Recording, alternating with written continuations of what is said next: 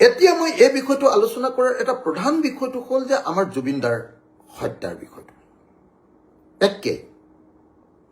জুবিনদাৰ হত্যাৰ বিষয়টোকো হিমন্ত বিশ্ব শৰ্মাই একেধৰণে ৰাজনীতিৰ এটা বিষয়ত পৰিণত কৰি পেলালে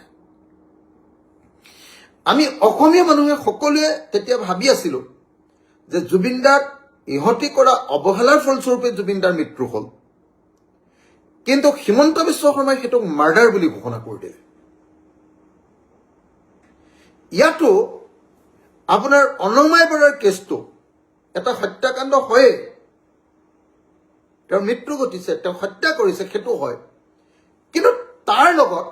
তাক বেছি সেনসেশনালাইজ কৰি দিবৰ কাৰণে বোধ হয় আন এটা বিষয় তাত জড়িত কৰি দিয়া হ'ল জড়িত কৰি এই গোটেই বিষয়টো কি কৰি পেলোৱা হ'ল যে এনেকুৱা এটা পৰ্যায়লৈ লৈ যোৱা হ'ল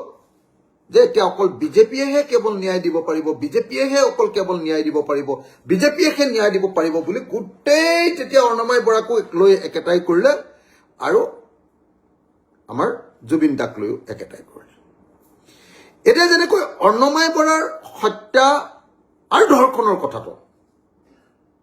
আজিৰ দিনটোত কোৰ্টত এষ্টাব্লিছ কৰিব নোৱাৰিলে হাইকোৰ্টে তেওঁক একুইটেল দিলে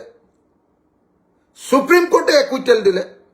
আৰু ইয়াৰ পাছত আৰু কোনো পধ্যে কোনো কোৰ্টে আৰু আকৌ তেওঁক ৰখোৱাৰ কোনো ব্যৱস্থা নাই যিহেতু এই ঘটনাটো সংঘটিত হ'ল যিহেতু এই ঘটনাটো সংঘটিত হ'ল গতিকে চাগে এতিয়া কি হ'ল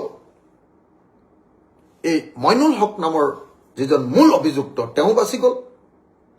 ইফালে সেলিমউদ্দিন নামৰ যিজন মানুহ তেওঁ বাচি গ'ল এতিয়া অৰ্ণময় বৰাৰ পৰিয়াল আৰু তেওঁৰ পৰিয়াল আৰু অৰ্ণময় বৰাই ন্যায় নাপালে গতিকে এই ঘটনাটোৰ পৰা আমি জুবিনদাৰ কেছটোতো একেধৰণৰ শিক্ষা ল'ব লাগিব এই যে হিমন্ত বিশ্ব শৰ্মাই সদায় এটা ঘটনাক লৈ সাংঘাতিক ধৰণৰ এটা যে সেনসেশন ক্ৰিয়েট কৰি দিয়ে যেটো অসমীয়াত কি কয় ঢৌটোকে ৰৌটো দেখা বুলি কয় যেটো হয় হত্যাকাণ্ড তাতকৈ আৰু বেছি দেখুৱাবৰ কাৰণে আৰু এটা বেছিকে কৈ দিয়া জুবিন দা মৃত্যু হয় এওঁলোকৰ কাৰণে মৰিলে কিন্তু হেতু এওঁলোকে কেনেকৈ ইচ্ছা কৰি পৰিকল্পিতভাৱে মাৰিলে তেনেকুৱা ধৰণে এষ্টাব্লিছ কৰি দিলে কিন্তু এষ্টাব্লিছ কৰি দিয়াৰ পাছত মুখেৰে সেইবিলাক এষ্টাব্লিছ কৰি দিয়াৰ পাছত কোৰ্টত হেতু প্ৰমাণ কৰিব পৰাকে যদি তথ্য প্ৰমাণ দিব নোৱাৰে অথচ সেকশনটো লগাই দিয়ে তেতিয়াহ'লে আলটিমেটলি অভিযুক্তজনে ৰেহাই পাই যায় এটা জুবিনদাৰ ক্ষেত্ৰতো সেই কামটোকে কৰিবলৈ গৈ আছে